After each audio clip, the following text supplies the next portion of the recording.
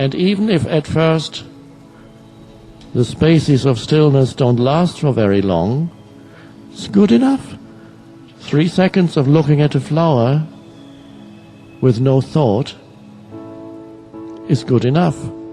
And as you become aware of, there's not only the flower, I'm naming it now, but the awareness is not the naming. You become aware of the flower, and you become aware of the field of awareness, or the stillness.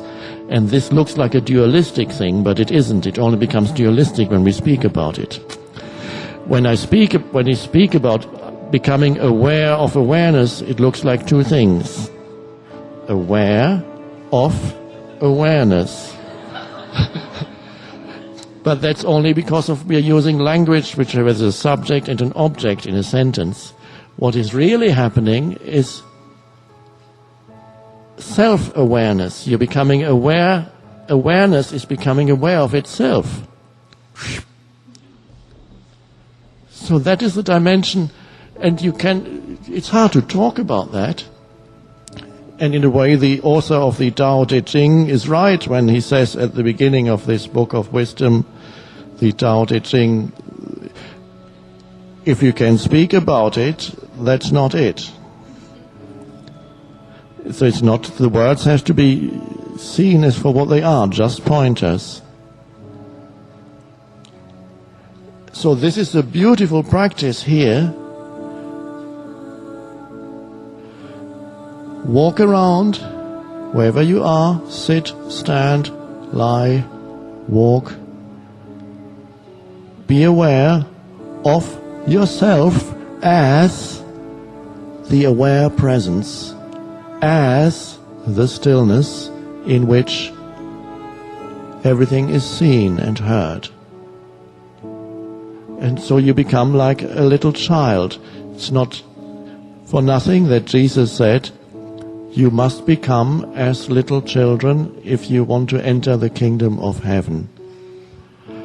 Now what he is pointing to, and he's not saying exactly that, it's always just an approximation. It does not mean you return to that state, because there's only that quality that a little child has in whom the conceptual reality has not yet developed. And when that little child in whom the accumulation of words and concepts in the mind has not happened yet, that little child looks at the universe, and you sometimes can see it when you see a 1-year-old, 1.5, before language takes possession of their minds. The way they look is thoughtless awareness.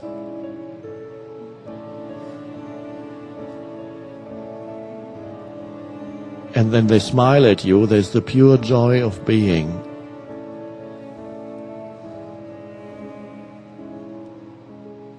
And you can see that that which shines through is magnificent. And then gradually the veil descends, because the child is programmed to ask, the mind of the child is programmed to ask, Daddy, what's that? And then Daddy says, that's a tree. And then the mind says, tree, that's tree. Next time the child sees a tree, that open, complete openness is no longer quite as open. Because then the child looks at the tree and then the mind says, oh, tree! And 2 years, 3 years later, the mind is already possessed with concepts. So when Jesus says that, it's pointing, as little children, you walk around in that state of openness, of non-labeling, the state of original innocence, which replaces the dysfunction, the collective dysfunction of the human mind that we could call original sin.